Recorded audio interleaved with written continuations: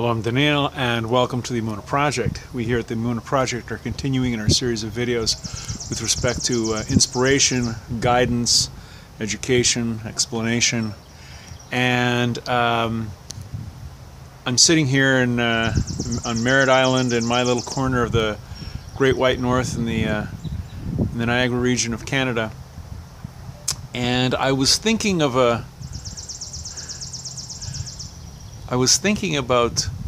a story I remembered with respect to Reb Zushya of Anipol and Rabbi Elimelech.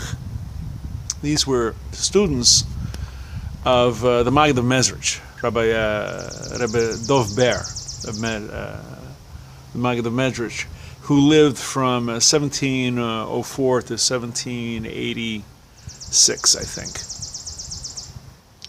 And they were discussing what was the proper way to approach God. What was the proper frame of mind, the proper attitude to approach God. Reb Zushya, being the poor and humble man that we know him to be, says you should consider how lowly and insignificant you are, and then you can start to perceive the greatness of the Creator. Rabbi Elimelech held the opposite view. This is not. What you should do is perceive the greatness of the Creator, and then you will be able to get a better perception, a better appreciation of how low and how lowly we are. They went at this back and forth for a long time. No one could convince the other. So eventually, they went to the Maggid of Mezritch, Rebbe Dov Ber, and put the question to him. They wanted a ruling.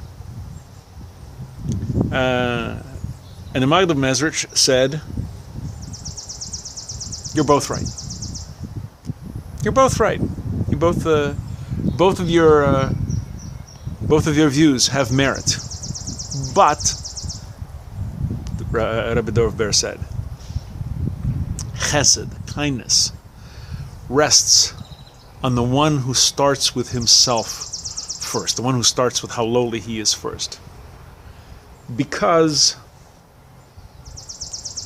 you can't fall from the ground, if that's where you start. You can't fall from the ground.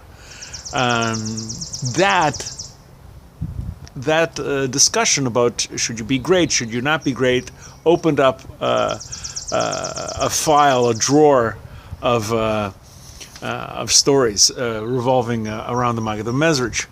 One had to do with Rabbi Bunam. Rabbi Bunam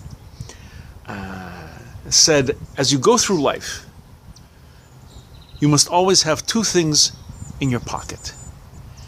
In your right pocket, you should have, for my sake was the world created. And in the other pocket, you should have, I am but ashes and dust. Just earth and ashes. Between the two, depending on when you need it and how you need it, you switch back and forth. Another story having to do with that, with the Reb Zushya, that is, and also peripherally to the Maggid of Mezritch.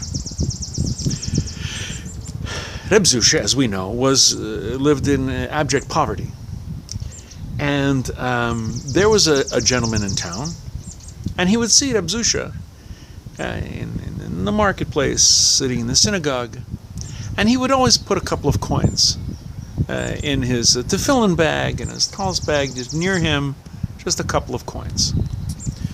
Well, this man started becoming very successful, and he had more money, and he would give more money to Reb Zushya, not others, but basically to Reb Zushya. He became more successful, gave more money to Reb Zushya, became more successful. This man realized that Reb Zushya was the student of Rebbe Dov Ber, the Maggid of Mezritch. And he says, listen, if I'm getting rewarded for giving tzedakah, giving charity to Reb Zushya, how much more so will I be rewarded if I give to his Rebbe, the Maggid of Mezritch? And he did. He goes and he convinces Rebbe Dov Ber to take a substantial donation, a lot of money. Shortly thereafter, the gentleman's fortunes started to decline. Little by little, making less and less, until he was right back where he started. And he was very troubled by this. So he goes to Reb Zushya for an explanation. And Reb Zushya said to him, so long as you didn't care, it didn't matter to you who you were giving money to, to me, to Reb Zushya, to somebody, God acted the same. He gave it to you, and it didn't matter to him who he was giving it to. Once you started thinking about giving money to noble people, to people who are more established, people who are, in your view, holier, of great stature, the Creator started doing the same thing. And he started giving to other people and not so much to you. And here are lessons in greatness and in humility.